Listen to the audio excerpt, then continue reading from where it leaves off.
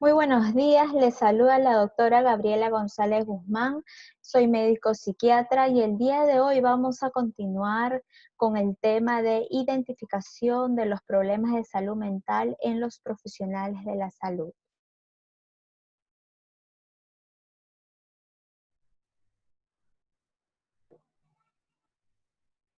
Actualmente me encuentro trabajando en el Centro de Salud Mental Comunitario Honorio Delgado, que se encuentra en Pueblo Libre.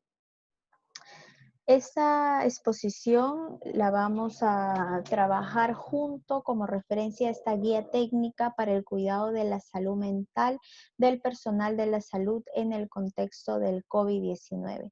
Esta guía fue aprobada por resolución ministerial con número 180-2020 MINSA.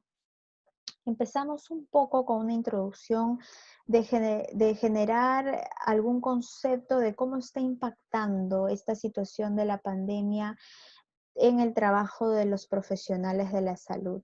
Es evidente que existe un aumento en la presión asistencial y sobre todo la exigencia para tomar decisiones críticas en el manejo de la actual pandemia por COVID.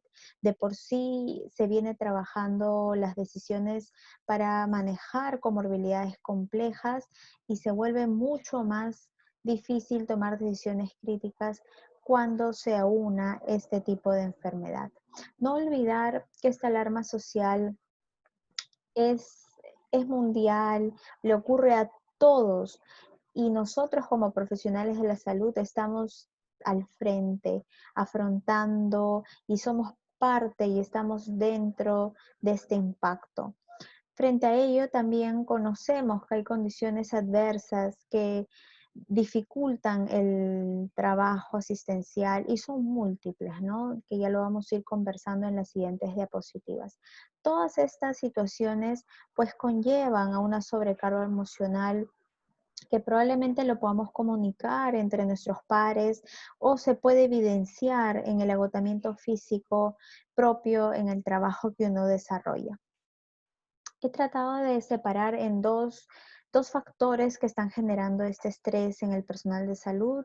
Primero, factores externos como la organización, el mismo recurso humano y los materiales, ¿no? Conocemos a través de las noticias y a través de nuestro mismo trabajo del día a día que hay una escasez de estos materiales de protección que nos lleva a un temor del cuidado propio al brindar el trabajo. Hay reducción del recurso humano. Muchos colegas, muchos compañeros por sus factores de riesgo y de comorbilidad pues han sido separados de ese trabajo a realizar un trabajo remoto y se reduce el equipo con el cual uno está trabajando. De igual manera, en interactuar con estos equipos también nos topamos con compañeros quizá con emociones negativas que sobrecargan el trabajo y eso lo vamos a ir hablando en el transcurso de esta exposición. O la misma rotación, como podemos ver en las imágenes, muchos profesionales que desarrollaban su trabajo de manera en consulta ambulatoria, externa, pues ahora han sido movidos al área de emergencia, al área de triaje, al área de cuidados intensivos. Entonces, esta rotación temporal con un entrenamiento corto también genera un estrés y preguntas si estamos haciendo bien el trabajo, si estamos identificando bien y sobre todo la alta demanda asistencial que pues también sobrecarga a todo el personal de salud. ¿Qué sucede como factor humano, como persona? ¿Qué podría estar generando el estrés? Pues el evidenciar mucha impotencia, irritabilidad que se desarrolla de pronto al ver, al observar ciertos comportamientos que podemos considerar imprudentes, que podemos considerar no oportunos, tanto en algunos pacientes o en algunos familiares. El afrontar el temor de que estos pacientes infectados pasan la soledad y muchos nos consideran como profesionales de la salud parte de su familia porque ya han dejado de contactarse con su propia familia y dentro del temor de morir pues genera un mayor impacto. También hay riesgo que se traduce en el miedo de contagiar, de saber si estamos contagiando, a nuestros pacientes, a colegas y sobre todo a nuestros familiares, ¿no? Y en este contexto ver que no hay un horizonte, no hay un fin que nos puedan informar, también puede generar estrés a los profesionales de la salud. Es por ello que eventualmente se puede ser vulnerable para desarrollar dos tipos de problemas en salud mental. Problemas psicosociales, que se entiende más como una dificultad generada por una alteración de la estructura y la dinámica de la relación entre las personas o entre la persona y su ambiente. Esta dificultad se puede ver en espacios de violencia, de maltrato, de acoso. Pero también podemos ver trastornos mentales y del comportamiento, que se entiende como ya una condición mórbida que afecta el funcionamiento, y esta palabra es clave. La persona se quiebra y deja de tener una funcionabilidad regular o como la tenía anteriormente, tanto de su mente como del comportamiento, del organismo, de la personalidad y dentro de las interacciones sociales que pueda desarrollar. Y esto se puede ver de manera transitoria o puede convertirse de manera permanente. Y ahí ya hablamos de espacios de síndromes depresivos, trastornos de ansiedad, que su mismo nombre es un poco fuerte, ¿no? Estos trastornos. Hablamos más de dolencia, una dolencia interna que la persona lo expresa con este quiebre del funcionamiento. Es por ello que el día de hoy vamos a hablar como problemas psicosociales el síndrome del burnout, que es el agotamiento físico laboral, y el síndrome de maltrato. Y dentro de los trastornos mentales, el síndrome depresivo, el síndrome ansioso, el trastorno adaptativo y también el estrés agudo. Vamos a comentar también que si podemos identificar, podemos evaluar que algún personal de la salud necesitara comunicarse, contamos con la línea 113, opción 3, luego opción 1, para poder disponer de estos espacios para expresar estas quejas, estas dolencias y recibir una retroalimentación. Pero si bien es cierto, esta línea pues está sobresaturada. Es por ello que cada direza, cada jereza, cada DIS ha establecido la importancia, según esta guía, de la creación de estos equipos de acompañamiento psicosocial que forma parte un médico, de preferencia un médico psiquiatra, un psicólogo, una enfermera y una asistencia social, para que como equipo puedan mantenerse alertas ante el cambio y aparición de respuestas esperables en este contexto de pandemia de los profesionales de la salud. Estos equipos se están formando dentro de los hospitales y también como centros de salud están recibiendo el apoyo de los centros comunitarios.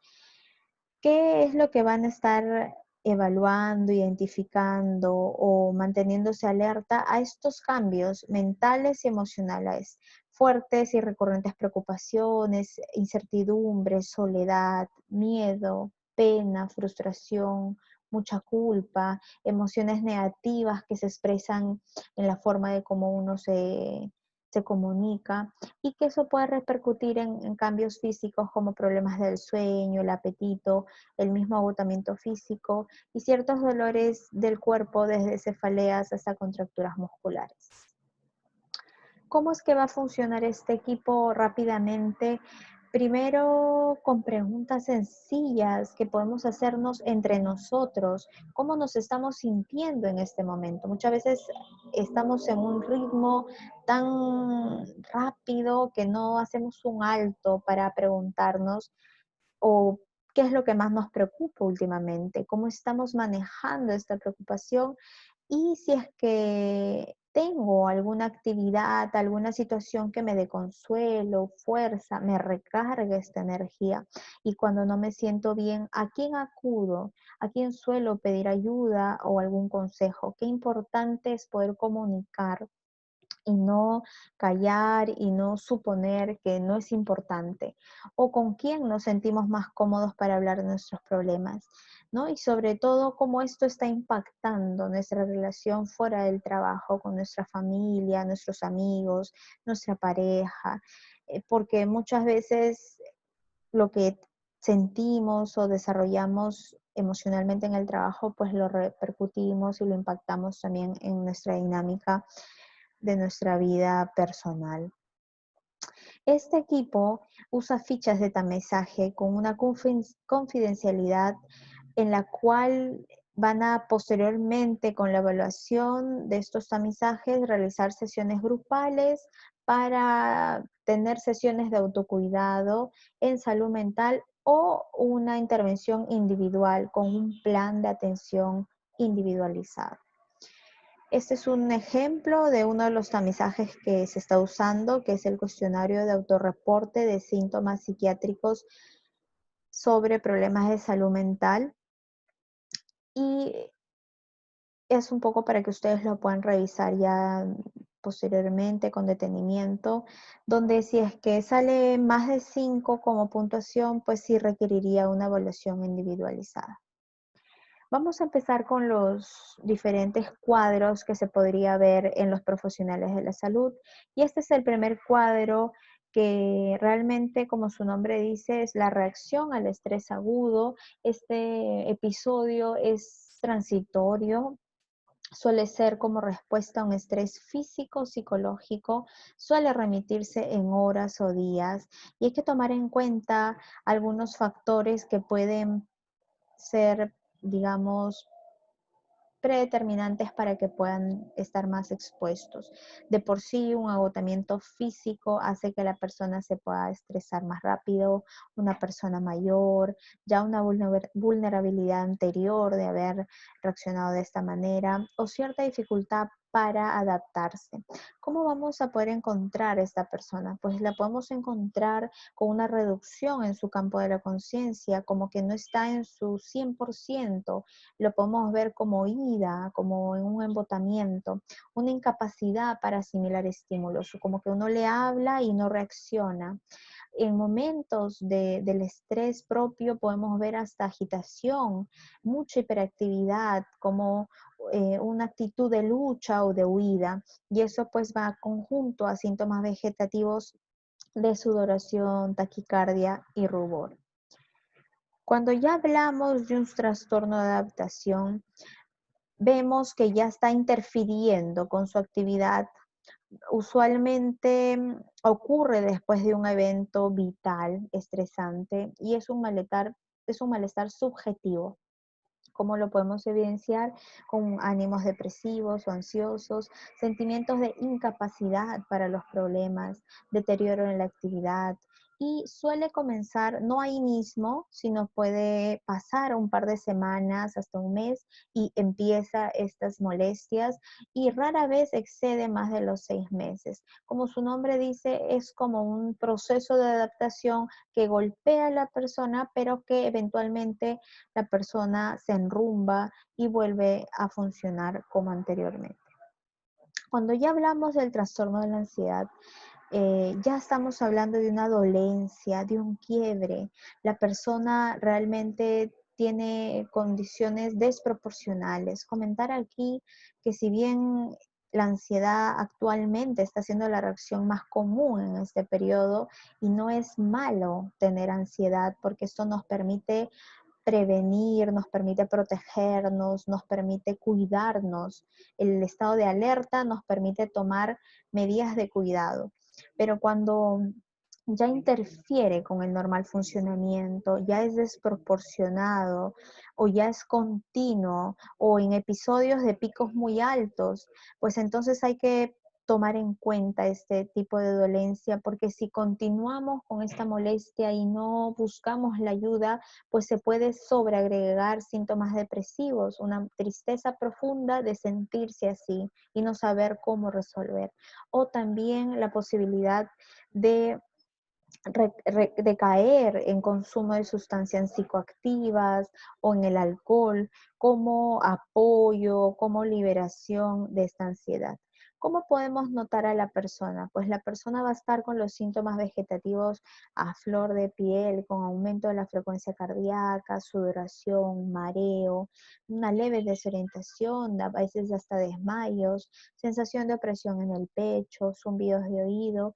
Estos pensamientos catastróficos, pensamientos negativos acerca del futuro y de permanente catástrofe o pensamientos de perder la razón o incluso de poder morir. Dentro de los episodios depresivos hablamos del ánimo triste, que es algo también subjetivo. Pero qué importante este síntoma, que es la pérdida de la capacidad del disfrute. Muchas veces por el trabajo que uno realiza no hace otras actividades de pronto en casa, pero es bueno preguntarnos qué actividades nos generan un placer, un disfrute. Ya podría ser leer un libro, escuchar música, preparar algo nuevo, pintar, algo manual, ¿no? Algo propio de la persona que es diferente a que no lo pueda hacer porque no tenga tiempo o porque no tenga el espacio. Pero aquí lo que evaluamos es que no tiene el deseo, perdió el deseo de realizar estas actividades de disfrute que lo conocemos como la anedonia. Y estas dos molestias, tanto el ánimo como esta pérdida del disfrute, pueden ir asociados a síntomas físicos. Podemos ver cambios en la alimentación, no solo bajo de peso, disminución en el apetito, sino también aumento en el apetito. También alteraciones del sueño, en su mayoría hay insomnio, pero también podemos ver aumento en el sueño, mucho dolor somático, hay dolores de cabeza, contracturas musculares, dolores específicos en zonas psicosomáticas. Y hablamos de la energía como una condición frecuente, que es la falta de la energía. Pero aquí hago un alto porque hay un concepto que manejamos como depresión de alto funcionamiento, cuando justamente esta energía no está baja por la demanda de la necesidad de funcionar. Y eso se ve mucho en los profesionales de salud, muchos que están trabajando, están yendo a laborar, están cumpliendo con su rol dentro de la salud y aparentemente están funcionando. Sin embargo, si evaluamos los demás síntomas, están presentes con mucha característica. Y ahí es donde podemos evaluar más los síntomas cognitivos y conductuales que se vienen muy llamativos en estas personas de alto funcionamiento. La memoria se afecta, por ende hay muchos olvidos, olvidan de acordarse de reuniones, olvidan de la indicación que se le pidió que realizara. La concentración, la atención se afecta, a la persona le cuesta centrarse en hacer una tarea, una actividad, o incluso el mismo pensamiento se vuelve enlentecido. Por ello, para cumplir alguna actividad demoran más, les cuesta concretar los pensamientos en una acción. Y todo esto, junto a los síntomas físicos, pueden desarrollar muchas ideas de culpa, de si lo estoy haciendo bien, que si de pronto por mí no se está sanando algún paciente o lo expuse a una algún espacio de que se ponga peor el paciente, ¿no? Y perspectivas sobre todo pesimistas del futuro. No vamos a salir de esto, de pronto voy a morir, me voy a infectar, mi familia no va a poder superarlo. Y cuando ya se aúne todas estas molestias, pues muchas veces consideran como solución y lo empiezan a pensar que entonces sería mejor no estar ya vivo. Estas ideas arrancan con pensamientos de desesperanza, cuando no hay un futuro o no hay un espacio de solución y se pueden pues llevar a actos suicidas que tenemos que tomar mucho en cuenta. Dentro de los problemas psicosociales, hablamos del síndrome de maltrato como un acto de agresión o discriminación que inhibe la capacidad, en su mayoría, de mujeres o personas vulnerables con alguna discapacidad. ¿no? Siempre hablamos de una dinámica inadecuada entre la víctima y agresor que genera que la víctima calle por temor al que dirán o al que no le crean o al que justifiquen que esta relación ella lo ha provocado, donde es expuesta a daño físico, sexual, psicológico y también económico. Eso lo podemos ver tanto como un acoso laboral o también sexual. Y este estigma, como les comento, del qué dirán, genera mucho silencio. Es por ello que si podemos identificarlo, porque a veces hay algunos espacios de notoriedad de esta dinámica, hay que ser muy empáticos, muy comprensivos, no emitir ningún juicio para que esta persona víctima pueda sentirse tranquila en poder expresar lo que está sintiendo y poder contactarla con las personas que puedan ayudarla a salir de esta dinámica tan sufriente. El otro síndrome es el síndrome del agotamiento ocupacional, más conocido como el síndrome de burnout, y esta se caracteriza por tres dimensiones. Primero, sentimientos de falta de energía o agotamiento. Eso es un cambio físico que lo podemos sentir. Aumento de la distancia mental con respecto al trabajo o sentimientos negativos con respecto al trabajo, ¿no? A nivel cognitivo empieza a haber una lentitud, sentimientos de pesadez, negativos con respecto a si estoy haciendo bien mi trabajo, a ya no deseo seguir haciendo ese trabajo y que se viene afectada la eficacia ocupacional se viene muy reducida. Es por ello que si no tomamos en cuenta este síndrome, con mucha facilidad puede llevar a desarrollar otros problemas mentales. Pero al igual que el otro síndrome de maltrato, al haber mucho temor de la estabilidad laboral, del riesgo que lo consideren una persona no eficaz, pues lo callan y en general en el área de salud hay mucha demanda, mucha exigencia que no hay tiempo como para expresar este agotamiento. Solo hay que resolver, hay que responder y entonces ese silencio se vuelve muy peligroso porque ya cuando se evidencia ya estamos hablando de problemas mentales más graves.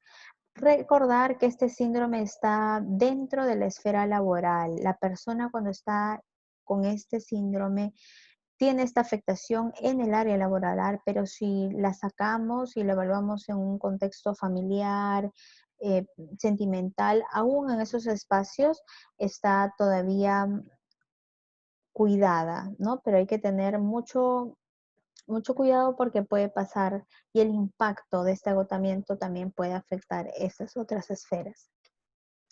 Es por eso que recordarles que estos equipos de acompañamiento psicosocial están trabajando en redes, en los hospitales, en los centros de salud, están siendo apoyados por los centros de salud mental comunitarios y también a través de salud se debería generar estos espacios de apoyo en estos momentos de atención. Les dejo la biografía para que lo puedan revisar y también una pequeña reflexión antes de terminar. Nuestra mayor gloria no está en no caer, sino en levantarnos cada vez que caemos. Somos personas que estamos expuestas a poder quebrarnos, a poder dejar de funcionar y eso no significa que hayamos perdido algo, más bien al contrario, es nuestra capacidad de buscar la ayuda y levantarnos cada vez que podamos caer. Muchísimas gracias y espero que les haya servido esta exposición. Gracias.